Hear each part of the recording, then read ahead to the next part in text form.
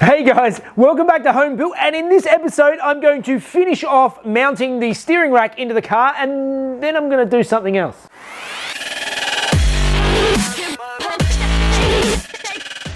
Alright guys, well those of you watching last week will have seen that I made up a whole bunch of brackets to actually mount up to my steering rack and make it fit into the car. Now I think there seemed to be some confusion. There was lots of people who thought that I'd taken the rubber out of this. The rubber is still on this steering rack, so there's rubber isolators on the steering rack. It's not hard mounted to the car.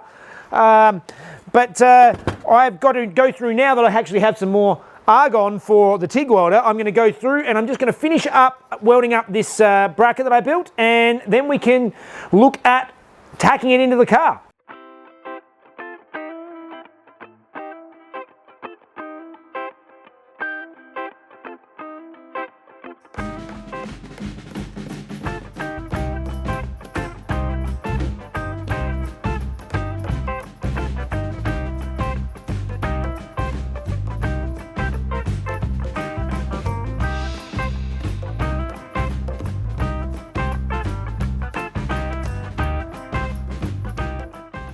We have our brackets all welded up, so it's time to tack it into the car and then sit the engine in and see if it'll actually clear everything and it works. Let's hope I don't have to go back to the drawing board.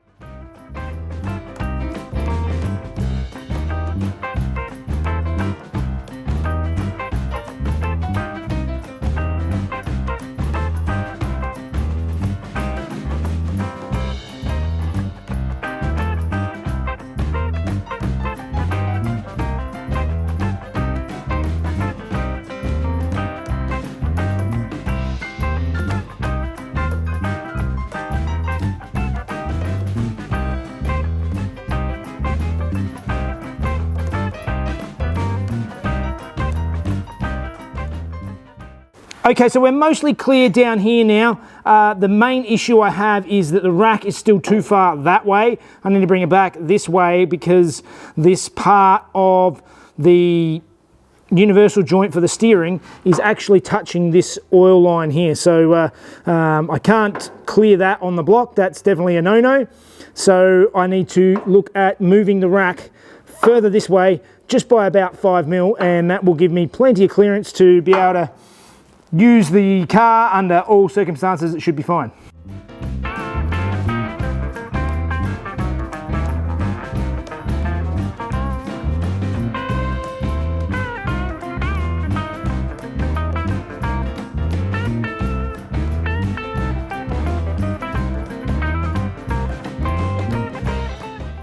Okay, so we have my steering rack in and everything clears.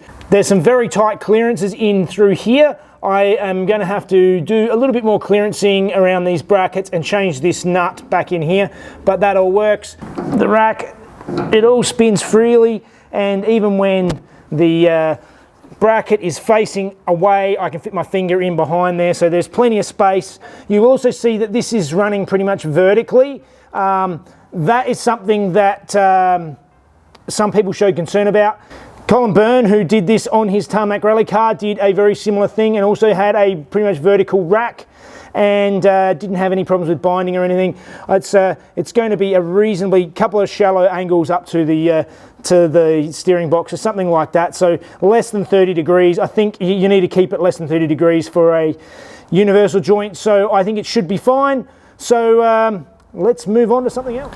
Okay, so now I have the rack where I want it in the car. I need to start looking at mounting a steering column. Now, mounting the steering column goes up here. At the moment, I have these cross braces in the way. So to be able to put these, get rid of these cross braces, I need to firm up the front of this again, which means rebuilding this gearbox tunnel. So that is my next task. I've got to start working out exactly how much I need to keep, how much I need to get rid of, and that means starting by putting the gearbox back in again. It doesn't stop.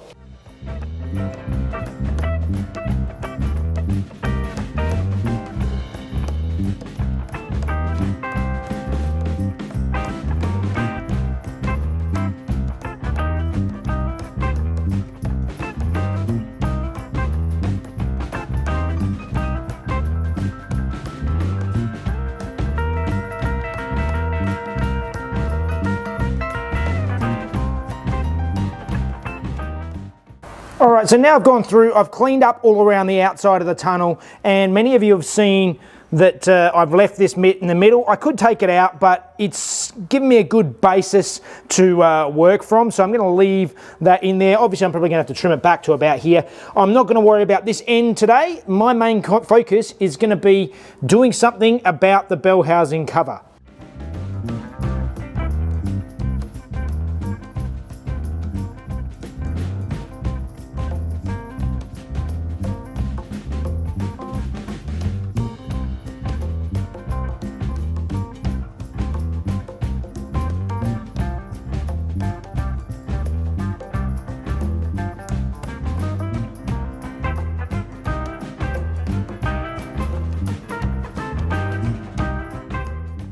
And from those cardboard templates, this is what I have cut out. So just a piece of 0.9mm steel plate, which is the same size as what the tunnel was previously.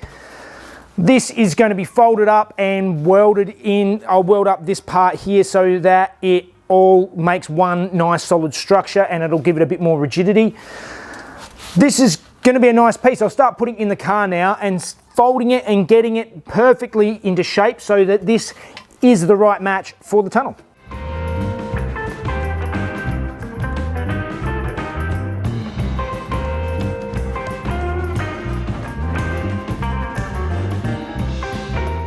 All right, so I went through, I formed up roughly my tunnel into shape. It's still a bit loose, but what I'm going to do actually to mount this into the car, obviously it's going to be quite difficult to butt weld that into the car, and that's not how I want to do it. Because of the location of the starter motor and the slave cylinder, and also just getting the gearbox in and out of the car, there would be no easy way to get this gearbox in and out of the car. You'd have to take the whole engine out just to get the gearbox off, to change the clutch or to do anything.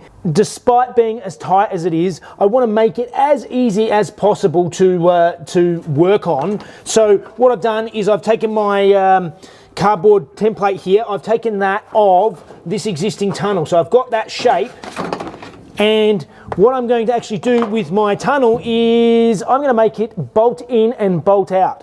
That means that I'll be able to pull the carpet back over this section, unbolt that piece and work on the gearbox, and then bolt the tunnel back in again. So to do that, I need to make a flange all the way around the edge where I can bolt in. So that's where I've got my template here. Let's go and make up the first piece, and this is my template for the curve. So I'm going to have to get on the shrinker stretcher and see if I can make something that works.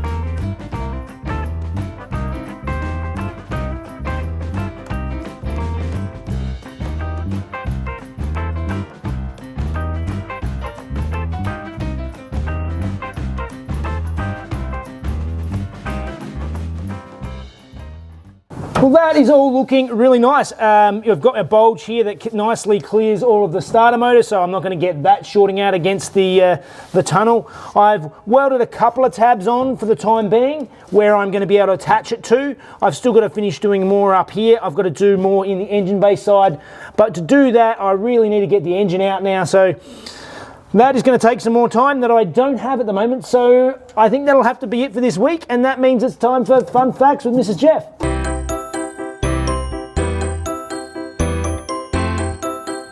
Hey guys, the Alfa Berliner was launched in 1972 and it was offered as a 3-box, 4-door, 5-seat sedan with a 1.6 or 1.8 litre 4-cylinder. This engine design carried over from Alfa's long-running Nord engines, but it was now mated to a rear transaxle, which gave the Alfa a beautifully balanced weight distribution. In 1977 it was offered with a 2-litre version, and then in 1979 the turbo diesel version was introduced and it was known as the Alfa Turbo D.